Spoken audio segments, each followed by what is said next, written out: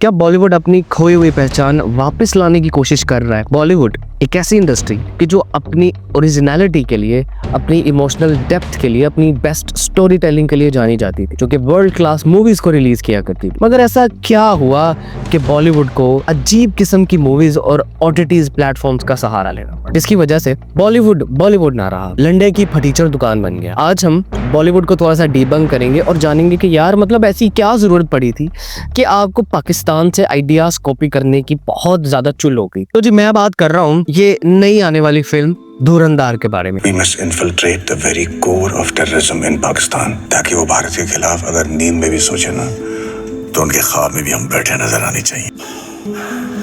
नाम तो बहुत जबरदस्त है और एक्शन भी भर भर के, लेकिन जब आप स्टोरी देखते हैं तो स्टोरी में आपको भर भर के कोपिड आइडियाज मिलते हैं, जो कि कहाँ से लिए गए हैं? पाकिस्तान से, कराची से यार, लियारी से। तो आप जब सबसे पहले धुरंधर का ट्रेलर देखते हैं तो आपको सबसे ज्यादा जो एक नोटिसेबल एलिमेंट नजर आता है वो आता है वायलेंस का, जंग का, काउंटर टेररिज्म का, इंटेलिजेंस का और साथ ही साथ अंडरवर्ल्ड का। और आपको पता है कि अंडरवर्ल्ड में लियारी जैसी स्टोरी आपको कहीं और नहीं मिल सकती। आज से 10-20 साल पहले लियारी में क्या होता था?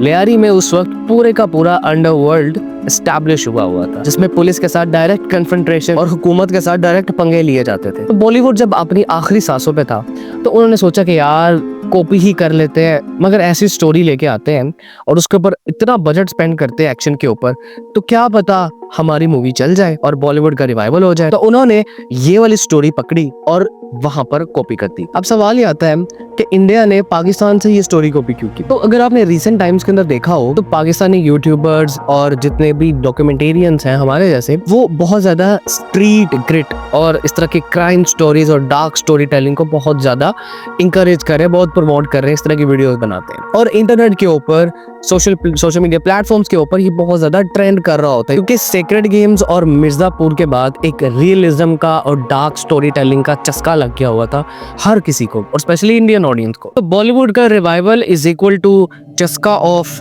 मिर्जापुर और सेक्रेड गेम्स, और प्लस कुछ नया भी तो लेके आना है ना, चाहे वो कॉपीड क्यों ना हो। तो ये सारी की सारी चीजें आपस में कनेक्शन बनाती हैं और इसी तरह धुरंधर जैसी मूवी आपको नजर आती है। क्योंकि आप सबको भी पता है कि ओटीटी पे क्या बिकता है? ओटीटी पे बिकता है गालियां, एक डार्क किस्म की story telling, violence, drugs, underworld, इस तरह की स्टोरीज आपको हमेशा किसी न किसी सीरीज में मिलेगी। बॉलीवुड मेन स्ट्रीम मूवीज में कम ही आती है, और रिसेंट टाइम्स के अंदर धुरंधर ऐसी पहली मूवी है कि जिसमें इन चीजों का जो एक एलिमेंट है उसको बहुत ज्यादा इंटेंसिफाई कर दिया गया। अब हम बात करते हैं क्रॉस कल्चर कंटेंट कंजम्पशन की। यानी यार लेट्स बी ऑनेस्ट, आपके ड्रामे, हमारे ड्रामे इंडिया भी देखता है और उसको मानता भी है।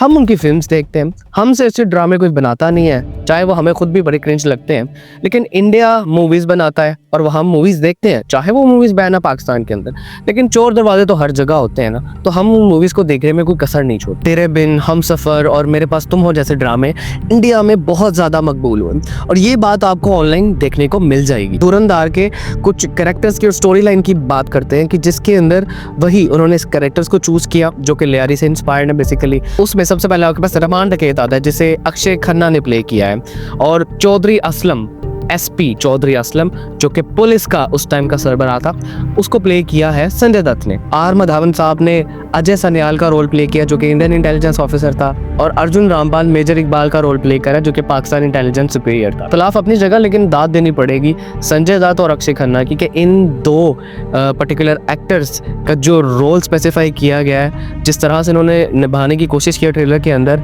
वो बहुत ऑन पॉइंट थे। मतलब इससे ज्यादा अच्छी ऑप्शन मुझे नहीं लगता कि डायरेक्टर के पास हो सकती थी। और अगर आप चौधरी असलम की वीडियोस देखें ऑनलाइन तो वो संजय दत्त टाइप कैरेक्टर ही लगता है कि बोल्ड और रेकलेस किस्म का और बिल्कुल अनस्टॉपेबल बंदा जिसको कोई फिक्र फाका नहीं है, उस टाइप का कैरेक्टर। अब बात यहाँ पे करते हैं कि ये बॉलीवुड का क्या लास्ट पुश है अपनी इंडस्ट्री को रिवाइव करने का, क्योंकि लेट्स बी वेरी ऑनेस्ट, अगर हम फिगर्स के ऊपर बात करें, अगर हम कंटेंट डिलीवरी के ऊपर बात करें, तो आज से 10-20 साल पहले जो बॉलीवुड आपको मूवीज दे रहा था जिनमें सरफहरिस्त, द पीके, वीर ज़ारा, बजरंगी भाईजान, तारे ज़मीं पर, तलवार, 3 इडियट्स, उड़ान, ये वो मूवीज़ हैं, ये वो ब्लॉकबस्टर्स हैं, वो कल्ट क्लासिक्स हैं कि जो बॉलीवुड ने आज तक की सबसे बेहतरीन मूवीज़ बनाई हैं।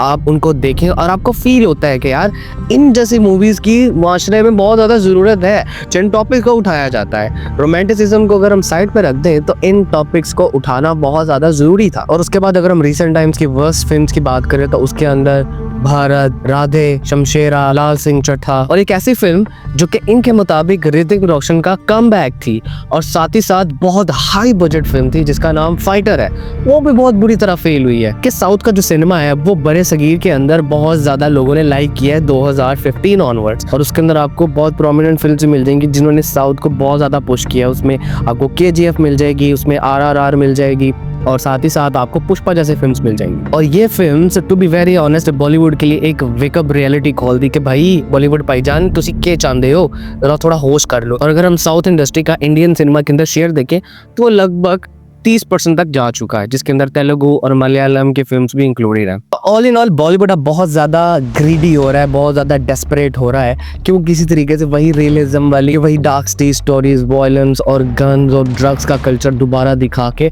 अपनी जो खोई हुई पहचान है और जो पोजीशन है उसको रिवाइव करने की कोशिश करें। लेकिन टू बी वेरी ऑनेस्ट अगर हम इंडिया का OTT उठा के देख लें तो OTT इज इक्वल टू गाली। तो अभी एक क्लिप जो कि इंडियन OTT सीरीज का एक प्रोग्राम है, एक सीरीज है द फैमिली मैन, सीजन 3 का एक क्लिप मेरे सामने से गुजरा। निर्मत कौर का एक कम्युनिकेशन हो रहा होता है एक कैरेक्टर के साथ। अब उसके अंदर वो इतनी अननेचुरल गालियां दे रही होती है, इतनी अजीब गालियां दे रही होती है कि वो अजीब सीन लग रहा होता है कि यार हर सीन में तुम लोग गाली घुसा देते हो यार। इंडियन OTT प्लेटफॉर्म्स के अंदर आप आजकल अगर देखें तो हर सीरीज के अंदर आपको गाली मिलेगी। अब गाली मिल ही रही है लेकिन गाली इतनी गंदी और इतनी अजीब जगह पे मिलेगी।